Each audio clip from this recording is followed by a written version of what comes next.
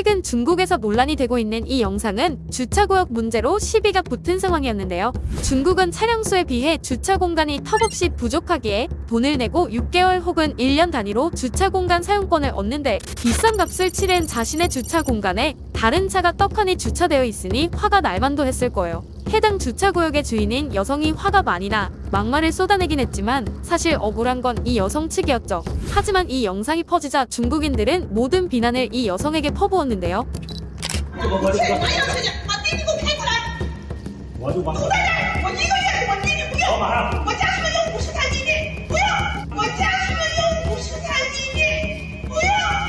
이유는 영상 속 여성이 자신의 남편은 모 국영기업의 지도자라며 상대방에게 으름장을 놓았기 때문이었죠. 그냥 흥분한 사람의 입에서 나올 법한 허황된 말에 중국인들이 이렇게 분노하는 이유는 무엇일까요?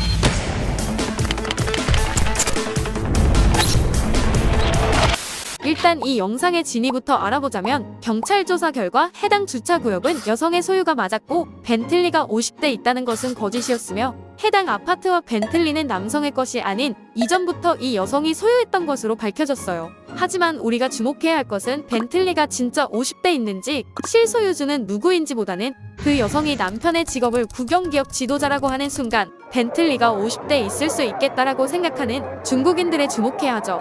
우리나라에서 똑같은 상황이 벌어졌다면 저 사람 허세가 심하다라며 웃어넘길 만한 일이었지만 중국인들이 국영기업 지도자라는 말에 날을 세운 것은 중국 관료 사회의 부패 수준을 적나라하게 드러낸 거예요. 중국이란 나라는 어떻길래 그러는 거죠? 오늘의 이야기는 중국이란 나라의 경제 시스템을 먼저 이해해야 하기에 일단 그 이야기를 먼저 해볼게요. 중국은 1949년 공산당에 의해 중화인민국이 건립되면서 모두가 평등한 사회를 만들겠다며 개인이 소유하고 있던 토지를 모두 몰수했어요. 그렇게 중국은 기본적으로 개인이 토지를 소유할 수 없는 나라가 된 거예요. 1970년대에 들어 덩샤오핑이 정권을 잡으면서 중국의 개혁 개방 정책을 실시하게 되었는데 외국 자본과 기업을 유치하기 위해서는 토지를 비롯한 노동력 등의 생산 기반을 외국 자본에게 제공해야 하지만 기존의 생산 기반을 통제하는 사회주의 정책으로는 불가능했죠. 그래서 고심 끝에 꺼내든 방법이 토지 사용권이에요. 기존과 같이 토지를 국가가 소유하면서 개인에게 일정 기간 사용할 수 있도록 권한을 주는 것이죠. 중국에서 아파트를 지으려면 반드시 국가가 소유한 토지에 지어야 하고 부동산 개발 회사는 중국 정부로부터 거액의 비용을 지불하여 이 국유 토지의 사용권을 취득하여야 하는데요. 이 비용을 출연금이라고 하는데 입주민들은 아파트 대금뿐만 아니라 이 출연금까지 부담해야 하죠.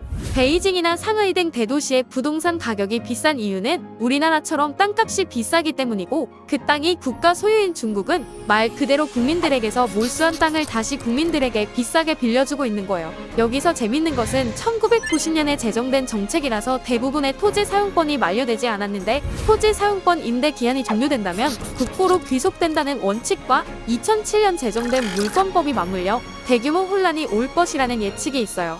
물권법으로 인해 개인의 사유재산이 인정되었기에 임대기한이 종료되어도 무료로 연장되는 것이 합당한 것 같지만 중국 정부에서 아직 이 문제에 대해 명확한 보상 방법이나 사용 연장에 대한 세부 규정을 마련해두지 않아 국민들이 불안해하고 있다고 해요. 모두가 평등한 사회를 만든다며 모든 토지를 국가가 소유하여 국민들에게 대여하는 방식을 취하고 있지만 사실 이 토지 사용권 자체가 중국 정부로서는 황금알을 낳는 고의나 다름없기에 무료로 연장해줄 일은 없다고 중국은 토지를 국가가 소유한다는 것 말고도 특이한 제도가 또 있는데요. 중국 전체 인구의 50% 이상은 농민이 차지하고 있지만 경제 총량에서 농업이 차지하는 비중은 10%가 안 되죠.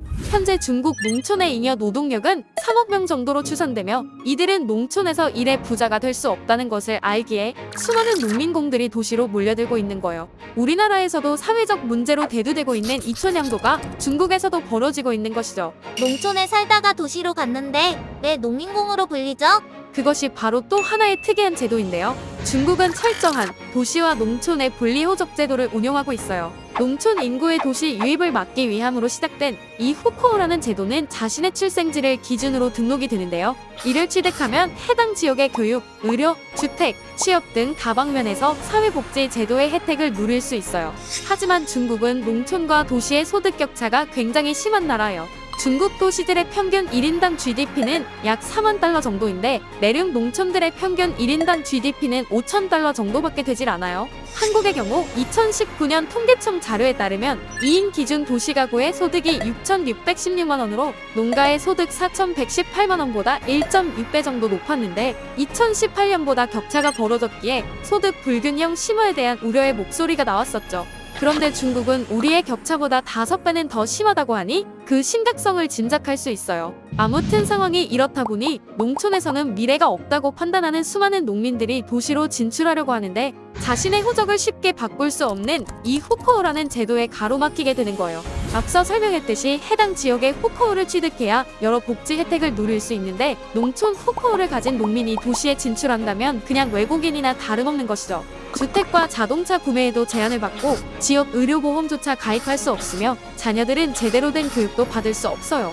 후커우 혜택 없이 학교를 다니려면 이런 제한이 없는 사립학교에 보내야 하는데 돈을 벌기 위해 떠나 이들이 그 학비를 감당하는 건 힘들 수밖에 없겠죠. 농촌의 후커우를 가지고 도시에 돈을 벌러 간 농민공들은 같은 중국 내에서도 외노자 신분일 수밖에 없고 이들에 대한 차별도 심하다고 해요. 물론 중앙정부도 심각성을 아는지 여러 차례 호적제 개편에 나섰어요. 2015년에는 적분제라 하여 포인트제를 통해 베이징 등 대도시 호적을 취득할 수 있는 길을 열어주겠다고 발표했었는데요. 사회보험료 납입 기한, 학력, 주택 구입과 거주 연한 등에 따라 포인트 점수를 부여하고 기준 점수에 도달하면 베이징 후커우를 발급하는 방식인 것이죠. 하지만 조건이 지나치게 까다로워 보여주기식 제도라는 아쉬운 평가를 받았고 이에 2019년에는 더욱 강력한 호적제 개편안을 내놓았는데요.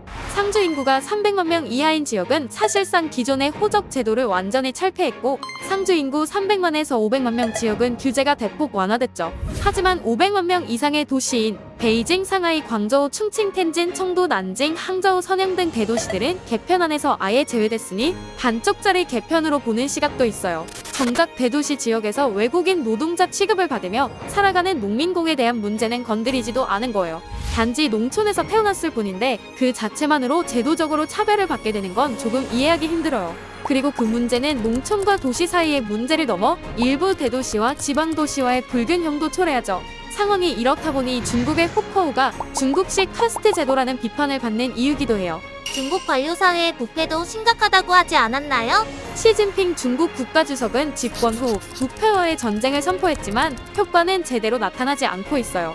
독일의 비정부 국제기구인 국제투명성기구에서 매년 발표하는 부패인식 지수를 보면 국가별 GDP 순위 상위 5개국 중 중국의 부패 점수는 매우 낮은 편이에요. 물론 실제 부패 자체를 지수화한 것이 아니라 전문가들이 체감하는 부패 정도를 수치화한 것이지만 부패와의 전쟁을 선포하고 지금까지 처벌한 중국 관리들만 400만 명에 육박하는 것만 보아도 심각성을 짐작할 수 있죠. 2015년 발생한 173명의 목숨을 앗아간 텐진항 폭발 사고 또한 사고 업체가 규정을 어기고 위험 물질을 취급한 사실을 알면서도 공무원들이 안전평가를 승인해주면서 일어났었어요. 작년 중국을 떠들썩하게 만들었던 하얼빈 전기도둑 삼형제 사건 또한 중국 부정부패의 실상을 보여주었죠. 국가자원인 전력을 자신들의 사유물처럼 내부자거래와 횡령을 저질렀고 이를 통해 부동산을 60여 채나 부당 취득했는데 그 많은 부동산 자산을 은행 대출 없이 전액 현금으로 사들였을 뿐만 아니라 압수한 현금 자산만 1,700억 원에 달했다고 하죠. 그리고 집에서 압수한 롤스로이스, 벤틀리 등 최고급 외제차만 100여 대에 달했다고 하는데 중국인들이 이 영상 속 여성의 말에 유독 집착하며 발끈한 이유가 설명되는 듯하죠. 중국인들 입장에서는 실제 겪었던 일이었고 그만큼 고위 관료직에 대한 신뢰가 없다는 것으로도 해석될 수 있어요. 중국은 대도시의 경우 교통 혼잡을 줄이기 위해 신규 차량 등록을 제한하고 있고 신규 차량 번호판은 추첨이나 경매를 통해서만 발급해주고 있다고 해요.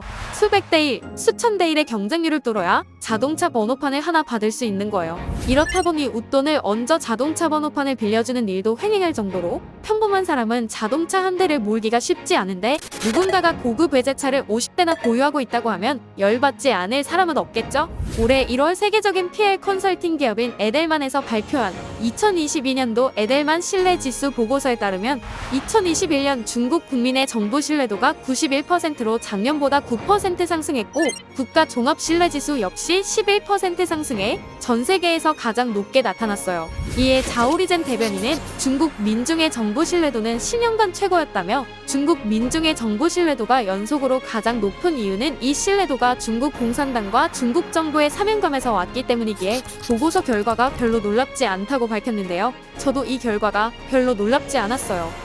한국도 예전엔 여론조사를 할 때 집권당인 여당의 지지율이 실제보다 더 높게 나타났는데 이는 혹시나 야당을 지지한다고 밝혔다가 불이익을 당할 수 있다는 두려움 때문이었죠. 우리나라도 이런데 국민들의 인터넷 사용을 검열하고 통제하는 중국 정부에 국민들이 두려움을 느끼지 않을 수가 없겠죠. 이 영상 하나로 드러난 중국 국민들의 분노만 봐도 국가에 대한 국민들의 신뢰도가 느껴지지 않으신가요? 구독 후 알림 설정을 하시면 다음 영상도 바로 보실 수 있어요.